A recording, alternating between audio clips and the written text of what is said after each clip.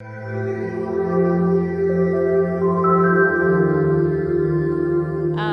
am so honored to be your last speaker of the evening, but that also means that I'm probably the only thing standing between you and your Saturday night party plans, so let's get right to it.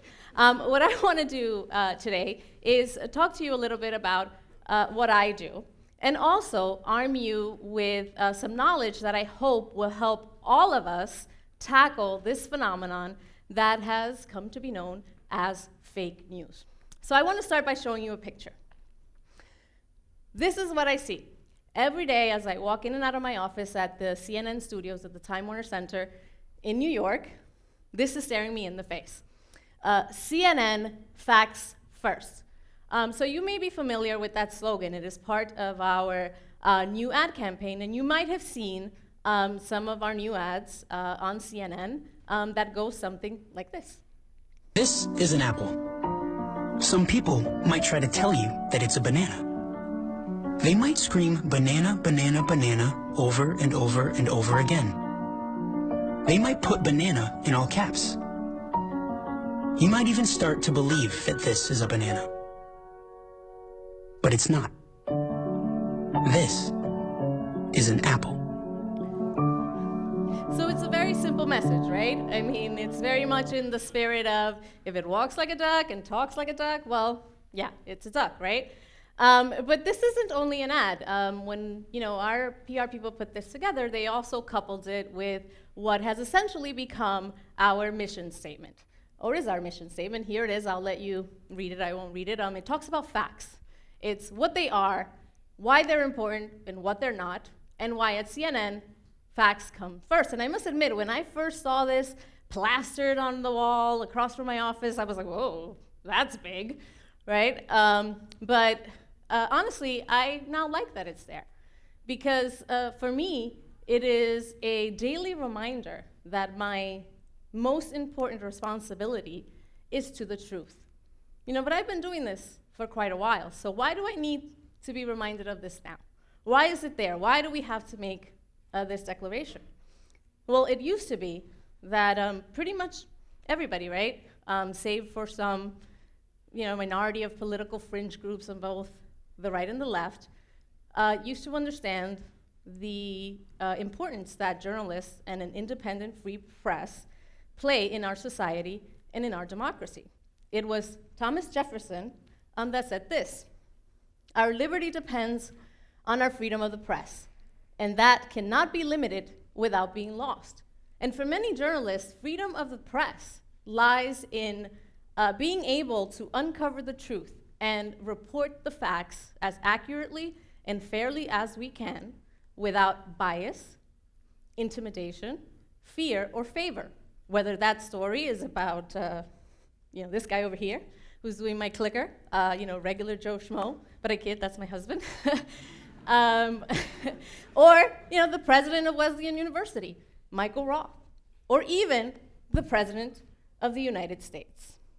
But in this day and age where access to information is easier and more abundant than ever, whether it's on the web or social media or citizen journalism, I think ironically, it has become harder for you, perhaps, the news consumer, to discern the truth, to separate fact from fiction, sort the real from the fake. And that presents challenges for all of us.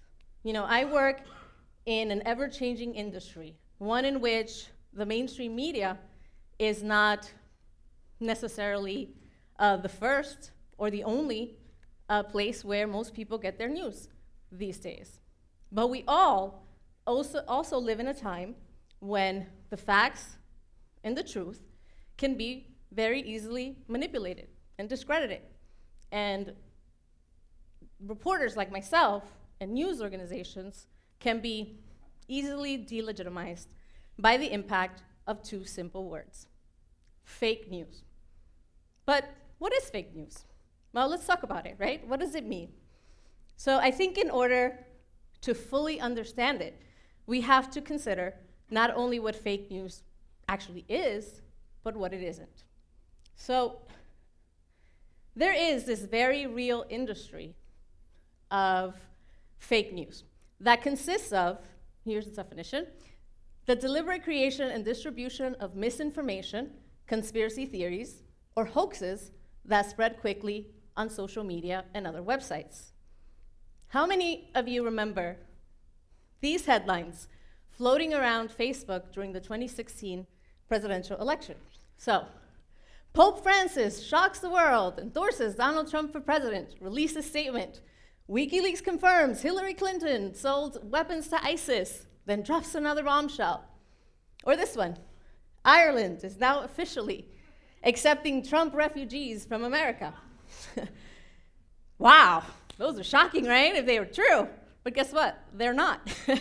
And they weren't during that time either. According to BuzzFeed, data from BuzzFeed News, these stories boasted about 2 million engagements on Facebook from Facebook users. I mean, if you look at this chart here, this is from the BuzzFeed analysis, fake news during the final stretches of the 2016 campaign actually started outpacing mainstream media news during those last 3 months. And, at best, these fake, dishonest, fabricated headlines that keep popping up on your newsfeed, they're nothing but clickbait. It's somebody wanting you to click on their site because that means traffic and ad revenue dollars for them. At worst, these fake stories are meant to purposely mislead you, to manipulate your thinking and your actions, or to damage something or someone for political, financial, or other gain.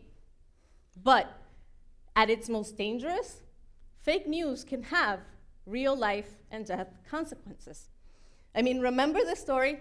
Someone began pushing that Hillary Clinton was running a child sex trafficking ring from the basement of a pizza parlor in Washington, D.C. It was a scandal, you might have heard of it, that became known as Pizzagate.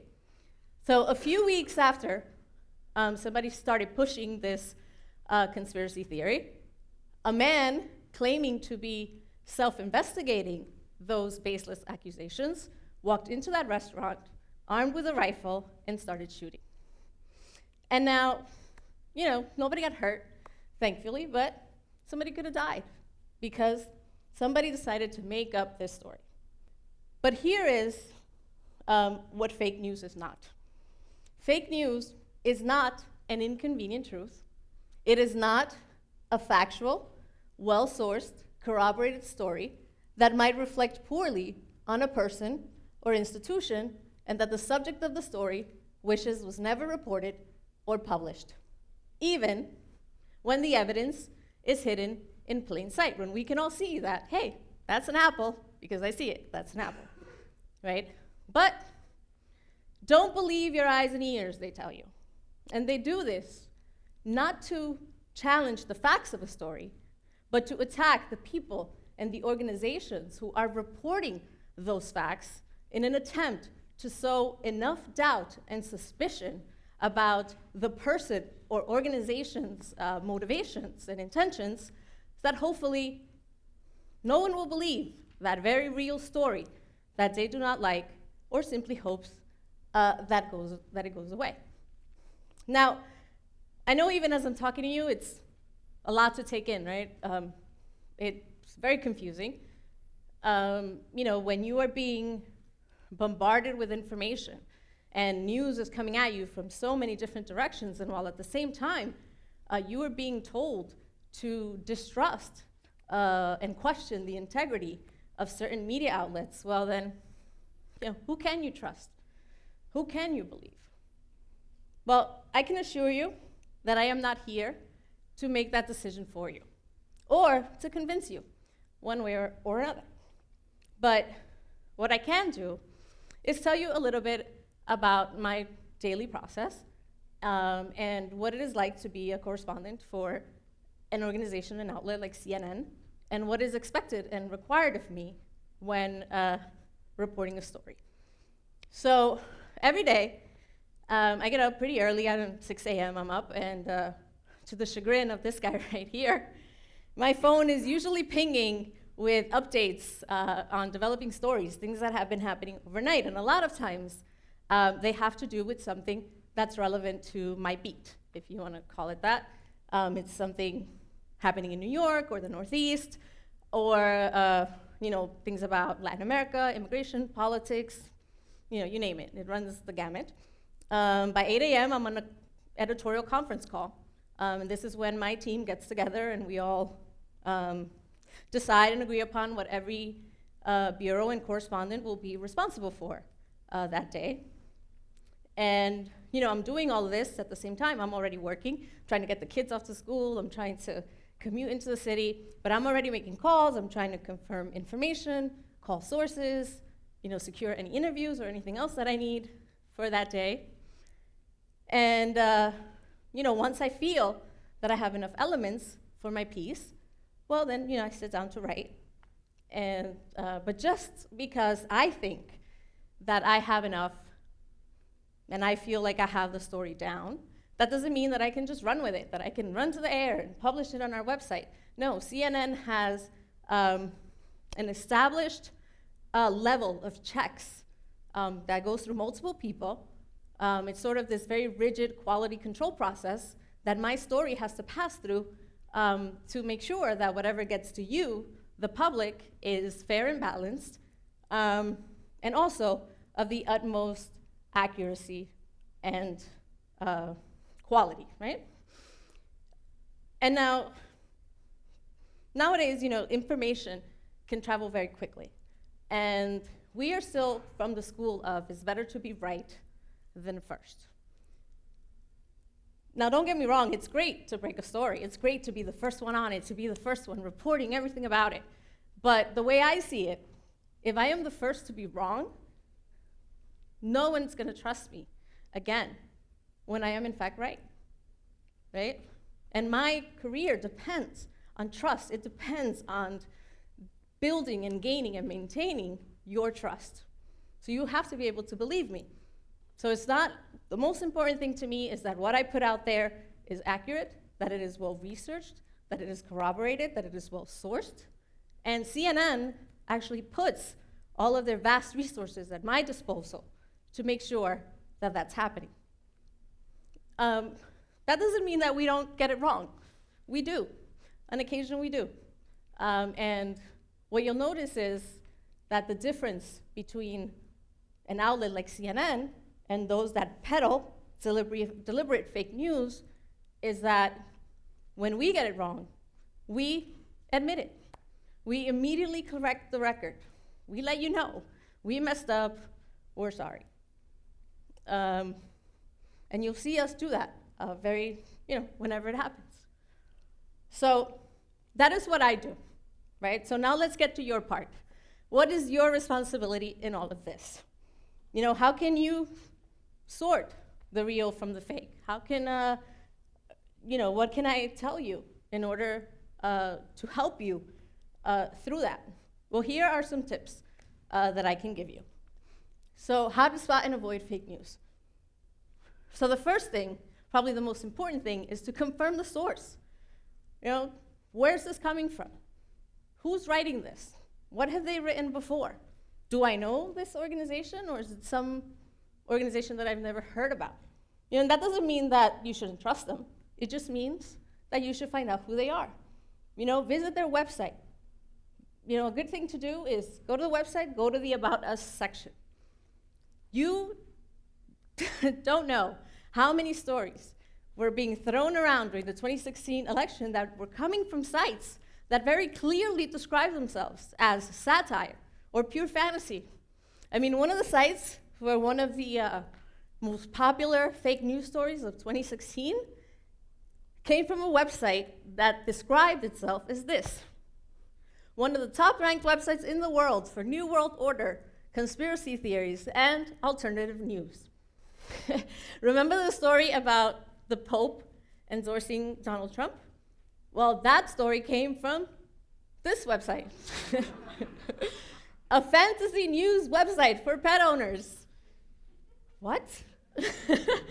So yeah, this was the most popular fake news story that everyone kept sharing on Facebook and Twitter and everywhere else. This site. So always make sure, question, make it a habit to question where this is coming from. A good thing, also check the URL. You know, most legitimate news organizations are CNN.com, ABCnews.com, NBCnews.com. Some stories were coming from abcnews.com.co. That's not the site for ABC News, even though the logo and appearance were kept the same to fool you into thinking that it did. What else? So read past the headline, right? A lot of people don't do this. It seems very obvious, but they don't. They will only read the headline, and a good headline will draw you to the story, but you can't just leave it at that. You have to read past that because context is everything, and the headline will never give you the full context, never tell you the full, give you the full picture. I mean, if you were to call a friend and say, something outrageous happened to me, so you call them up and you say, oh my God, you're not gonna believe this, but I fell off a 30-foot cliff full of rocks and I survived. Click. I mean, would you just leave it at that? No, you would probably tell your friend every detail about when, what, how, why this happened. You'll probably give them details of, what happened before and after. And that's the same way you should think about news, because a lot of times, there are people out there peddling false information who are banking on the fact that most people won't read past the headline, and they won't do the basic research required to determine whether it's true or false. Now, here's something else that happens quite often. Be careful with selective editing. So very recently, a site that I followed posted a 40-second clip that came from a Department of Homeland Security hearing on natural disasters in 2017. And right after the rep from Puerto Rico gave her remarks, this happened. Again. Of course, we got a lot of questions, but the biggest of all those questions will be, do we have the resources? Do we have the materials? Do we have the crews to handle those issues? I do know that that's not the mission of the Corps of Engineers, but in a moment like this, we want you to finish the work you begin. Thank you, Mr. Chairman, and with that, I yield back the balance of my time. Gentleman yields back. We'll go back to members of the full committee. Mr. Rogers from Alabama. Thank you, Mr. Chairman. Mr. Long, good to have you here. It's refreshing to finally have a witness that doesn't have an accent. Wait, what? What did he just say? Did he say it's refreshing to finally have someone who doesn't have an accent? Really? Oh my God, that's so terrible. And I could see the anger building up because this was being shared. And I'm looking at it and I'm having the same reaction, but I take the clip and I send it to a colleague, and the colleague says to me, this looks bad, but we should see the whole thing. We should look at the clip because whatever happened before and after is probably gonna, tell us the full story. And of course I go to C-SPAN and I look it up, and what happened before and after is very different than this thing that they want you to get all up in arms about. So what happened is Mike Long was addressing the FEMA director. Mike Rogers, the rep from Alabama, was addressing Brock Long, the FEMA administrator, and he also, the first thing about this that you should notice is that Mike Rogers has a very heavy Southern accent, and still did Brock Long. And when you dig a little deeper, which I did, you find out that this was a joke between them, right? That they try to pretend like they're the ones without the accent and everybody else is. So context, again, everything.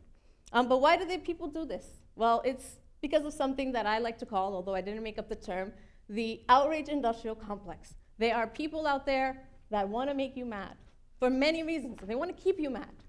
Why? Because they want your money. They want to influence your thinking, manipulate your actions. They want to damage a perceived opponent, or they want to, force a favorable outcome. So you have to be careful with that. And that's why I think that the best thing you can do is to be a critical thinker, to analyze, and be analytical when you approach and digest news. Always question the source. A real journalist, we want you to question our work. It makes it stronger. It reminds us that our commitment to seek and report the truth is to you, not the government, not the elected leaders that must be held accountable and who must not be allowed to scream fake news when they are challenged. So now more than ever, your critical thinking skills must come into play, because given everything we have learned about how information can be weaponized to manipulate you, and what we are currently seeing with those that want to tear down one of the pillars of a free society, a free press, well, nothing short of our democracy depends on it. And I'll leave you with this last quote.